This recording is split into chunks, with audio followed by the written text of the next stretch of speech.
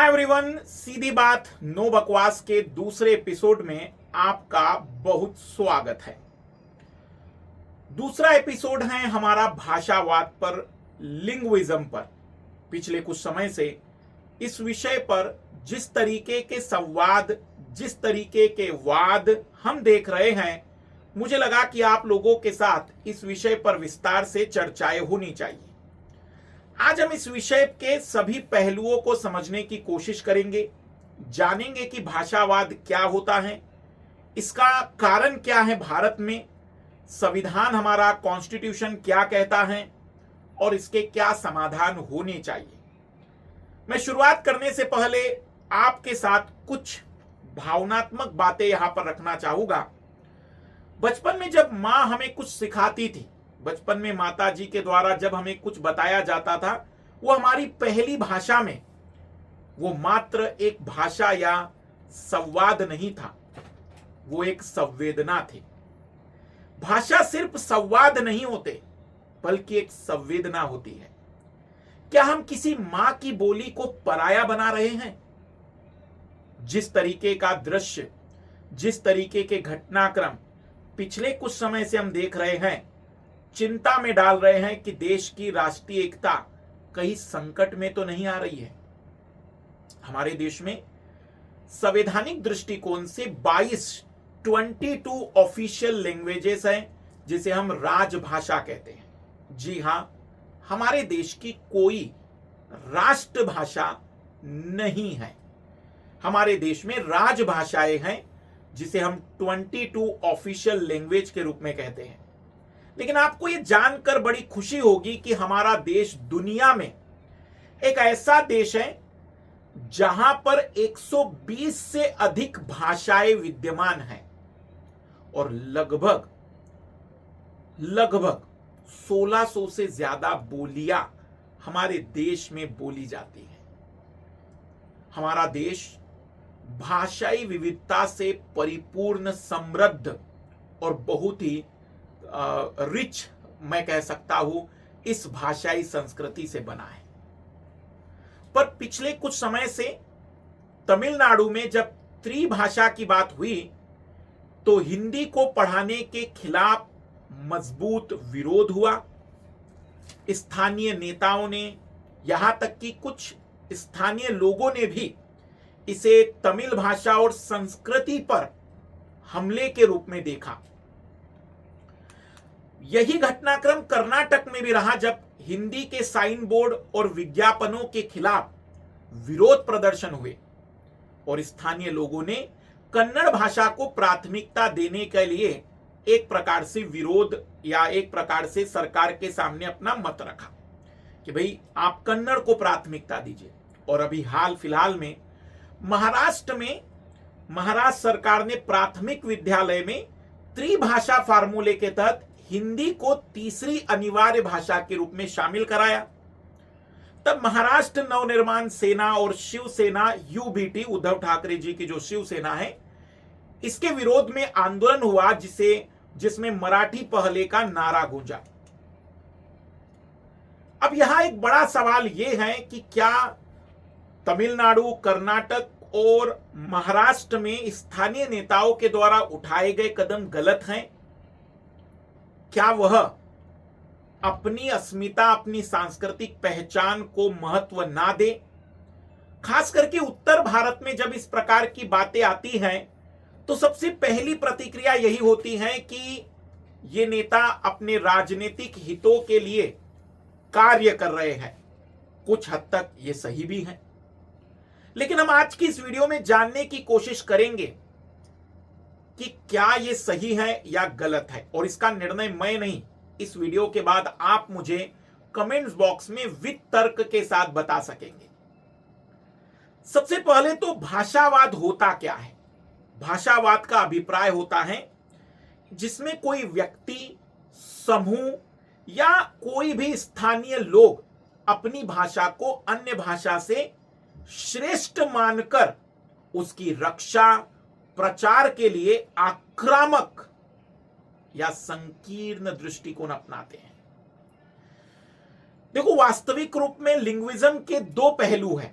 भाषावाद के दो पहलू हैं। यदि कोई अपनी भाषा पर गर्व करे तो वो बुराई नहीं है, होना चाहिए। हर व्यक्ति को अपनी मातृभाषा पर, अपनी लोकल भाषा पर हमेशा ही एक गर्व का अनुभव होना चाहिए। लेकिन ये तब बुरा और खतरनाक हो जाता है जब इस भाषावाद के आधार पर व्यक्ति अपनी भाषा को तो सम्मान दे रहा होता है, श्रेष्ठ मान रहा होता है, लेकिन अन्य भाषाओं को वो अपमानित या भेदभाव की दृष्टि से देखता है। भाषावाद तब ज्यादा खतरनाक हो जाता है जब आप अपनी भाषा के गर्व के आधार पर दूसरी भाषा को अपमानित करने का प्रयास करते हैं। अब सवाल है कि भारत में भाषावाद क्या ये आज का मुद्दा है? तो मैं कहूंगा कि बिल्कुल भी नहीं। अंग्रेजों के जमाने में भी 1920 में कांग्रेस पार्टी के द्वारा भाषाई आधार पर राज्य बनाने के प्रस्ताव अंग्रेजी हुकूमत के सामने लाए गए थे। और शायद आपको पता होगा कि 1953 में आंध्र प्रदेश के एक नेता श्री राममुलु, जिन्होंने भाषाई आधार पर आंध्र प्रदेश को तमिलनाडु से अलग करने के लिए आमरण अनशन किया था, जिसमें उनकी मृत्यु हो गई थी। तमिल और तेलुगु दो अलग अलग राज्य, दो अलग अलग भाषा के आधार पर निर्मित किए गए थे भारत में। और उसके बाद फिर भाषाई आधार पर पूरे देश में राज्यों के निर्माण को स्वीकार किया गया था। एक भाषा एक राज्य नहीं, लेकिन राज्य निर्माण में भाषा को एक आधार मानते हुए बातचीत शुरू हुई थी। लेकिन उसी के दौरान 1963 में और 1967 में 1950 में हिंदी को एक राजभाषा के रूप में स्वीकार किया गया, लेकिन अंग्रेजी के साथ। 1963 में सरकार ने कानून लगाया कि भाई अब अंग्रेजी कम उपयोग करते और हिंदी को पूरे देश में प्रचारित करते हैं। तब तमिलनाडु में बहुत विरोध हुए थे इस बात के। तमिलनाडु में डीएमके के द्वारा, जो एक लोकल पार्टी के रूप में उस समय उदयमान हुई थी, इसका पुरजोर विरोध किया गया।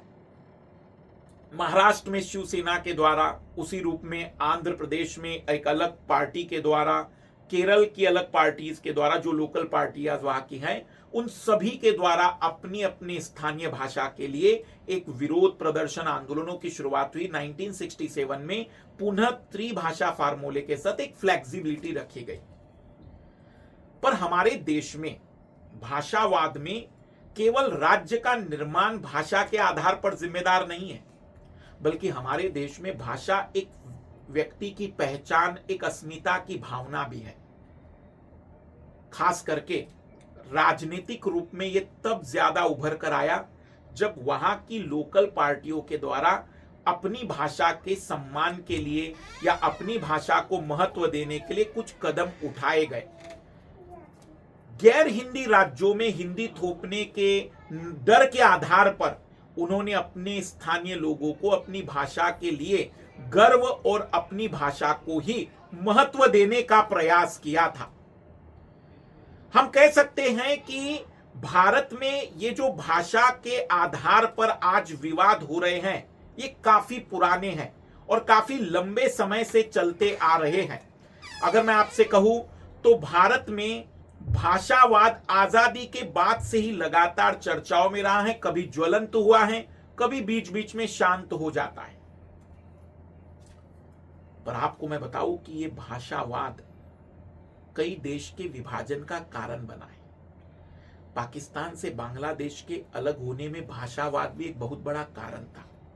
ये देश की एकता और अखंडता के लिए कई बार संकट खड़ा हो जाता है। इसके कारण दुनिया के कई देशों में आज अगर विभाजन देखा जा रहा है या पुराने समय का विभाजन होगा तो वो भी भाषा के आधार पर हुए हैं। हमें इस बात को भी याद रखना चाहिए।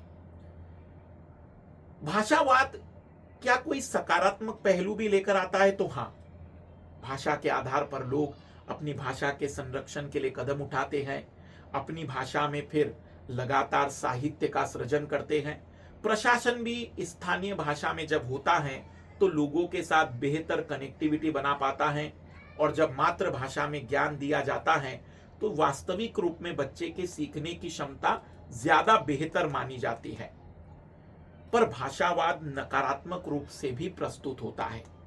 इसके कारण देश की एकता और अखंडता पर नकारात्मक प्रभाव पड़ते हैं। कई बार सामाजिक तनाव पैदा हो जाते हैं दो अलग अलग क्षेत्र से आए हुए लोगों के बीच में। आर्थिक बाधाएं, क्योंकि फिर रोजगार कई बार शर्त लगा देते हैं कि उन्हीं लोगों को रोजगार मिलेंगे या उन्हीं लोगों को रोजगार दिया जाए जो उस भाषा को जानते होंगे। तो जो योग्यता होती है वो कई बार पलायन कर जाती है।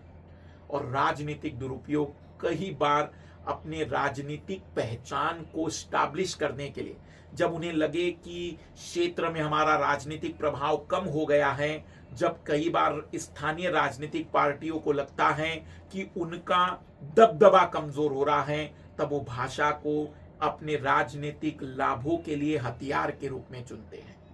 ये उसके ऋणात्मक बिंदु है। अब हम आपको लेकर चलते हैं कि हमारे देश में संविधान क्या कहता है। हमारे देश में 8वीं अनुसूची, एक शेड्यूल बनाई गई है, 8वें नंबर का टेबल है, जिसमें 22 भाषाओं को हमने ऑफिशियल लैंग्वेज माना है। फिर अंग्रेजी भी उतना ही महत्व की रखती है जितना कि ऑफिशियल बाकी 21 भाषाएं। हमारे देश का आर्टिकल 343 हिंदी को भारत संघ की राजभाषा के रूप में एक प्रकार से प्रोत्साहित करने के लिए सरकार को आदेश देता है। आदेश कहूं मैं कि एक प्रकार से नीति बनाने के लिए कहता है। आर्टिकल 350A में इस बात का जिक्र किया गया कि बच्चों को उनकी मातृभाषा में ही शिक्षा दी जाए। जैसे मेरी मदर टंग मराठी है, तो मैंने कक्षा 8 तक की पढ़ाई मराठी में ही की हुई है, और उसका असर ये होता है कि माता पिता को आसानी हो जाती है बच्चे को उस विषय को और बेहतर तरीके से समझाने के लिए। आर्टिकल 120 और आर्टिकल 210 ये बताता है कि संसद और राज्य विधानमंडल में हिंदी, अंग्रेजी या मातृभाषा जो भी विधायक या सांसदों की रहेगी, उसमें वो अपनी बातों को बता सकते हैं। राजभाषा एक्ट, ऑफिशियल लैंग्वेज एक्ट 1963 और 1967 हमारे देश में बना हुआ है, जो इस बात पर पूरी तरह से विस्तार से चर्चाएं करता है।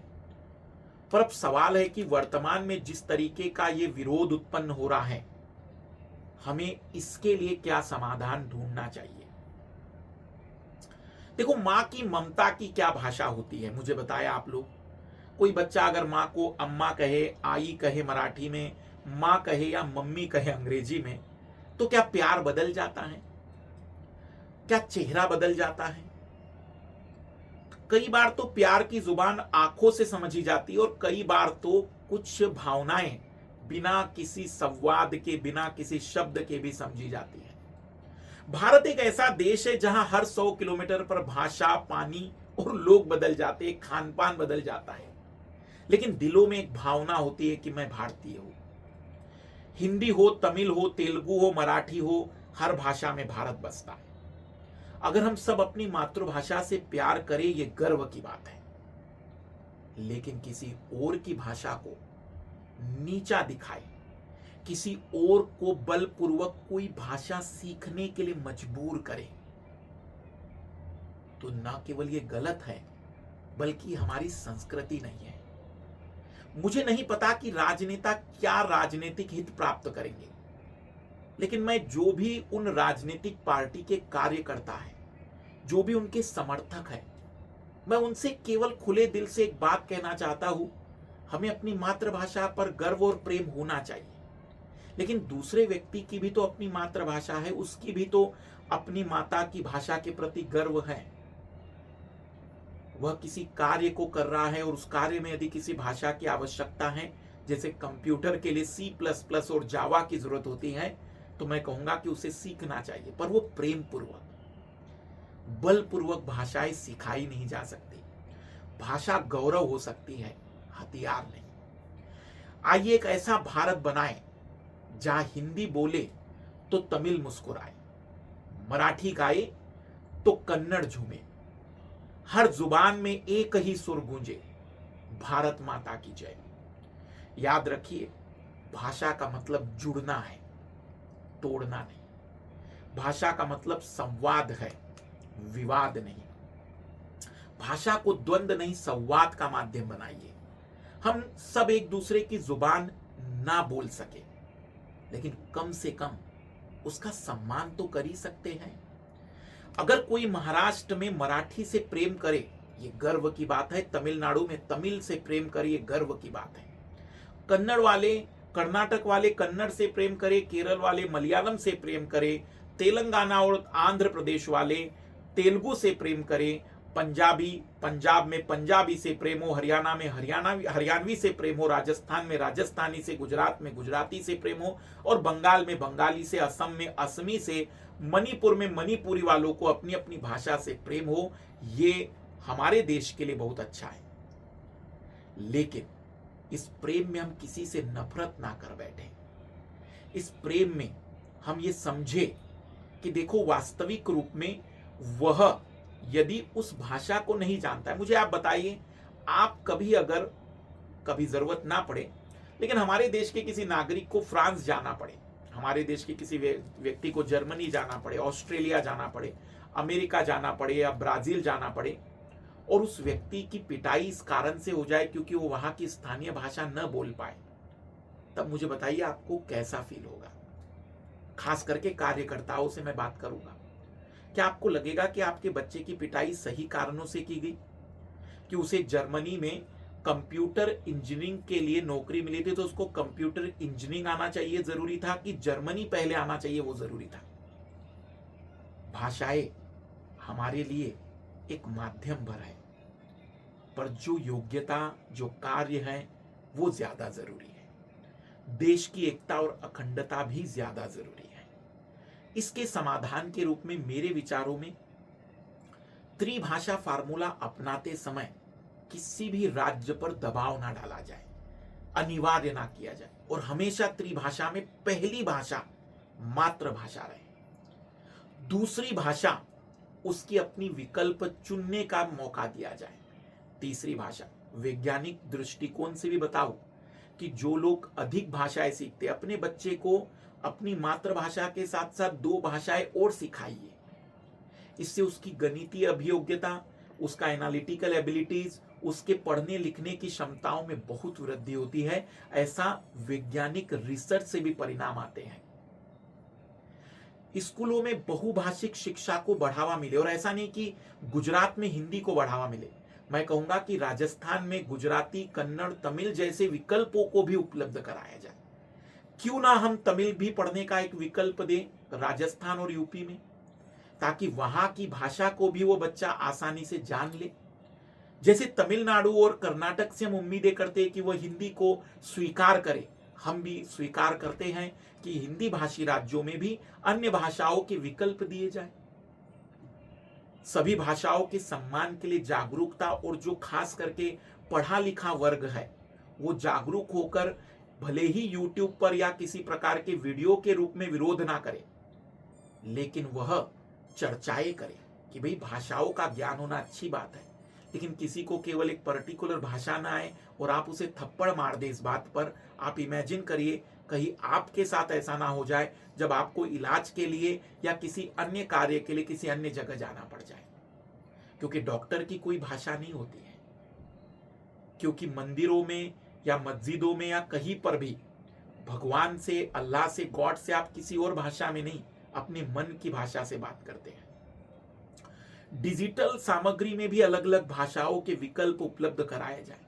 एआई तमिल में भी बने, कन्नड़ में भी बने, मलयालम में बने, हिंदी में भी बने, मराठी में भी बने, गुजराती में बने, बंगाली में बने, जितनी भाषाओं बन सकता है हमारे लिए बेहतर है। राजनीतिक उपयोग अगर कोई राजनीतिक पार्टी कर रही है तो उन्हें करने दीजिए, पर यदि जनता समझदार बन जाएगी तो सब कुछ बेस्ट हो जाएगा। हर चीज के लिए कानून, सुप्रीम कोर्ट की तरफ मत देखिए। अब हम इतनी आजादी के 75 साल का आनंद का अनुभव ले चुके हैं, हमारे अंदर ये परिपक्वता होनी ही चाहिए।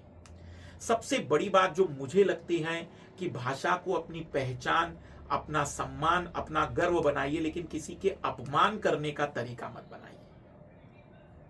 आपको क्या लगता है, आप जब भाषा को केवल अपने राज्य वाइज देख रहे तो शायद आप अपनी भाषा की तरफ झुक जाएंगे, बायस्ड हो जाएंगे। लेकिन एक बार आप ये भी सोचिए कि अगर आप किसी दूसरे देश में गए और वहां पर आपको वो भाषा न आती हो, लेकिन आपके अंदर योग्यता और तकनीकी क्षमता सभी की सभी है जो उस नौकरी के लिए जरूरी थी, तो मुझे लगता है कि आपको फील होगा कि सच में ज्यादा जरूरी योग्यता और आवश्यकता है। आपको क्या लगता है, जो वर्तमान का परिदृश्य है उसके लिए समाधान क्या होंगे, आप क्या सलाह देना चाहेंगे। और मैं चाहूंगा कि कोई व्यक्ति किसी को भले ही ना सिखाए, लेकिन खुद जरूर सीखे कि मुझे अपनी भाषा पर गर्व है, लेकिन मुझे किसी भी अन्य भाषा पर कोई नफरत या कोई अन्य भाषा के प्रति भेदभाव वाला विचार नहीं। मैं तो खुश होता हूं जब अन्य भाषा के किसी व्यक्ति से अलग अलग भाषा में संवाद करने का मौका मिल जाता है। शेयर, लाइक, कमेंट्स आप करते चलिएगा और जरूर बताइएगा कि अगला एपिसोड आप किस विषय पर चाहते हैं, ताकि हमारी टीम और मुझे एक मार्गदर्शन मिले।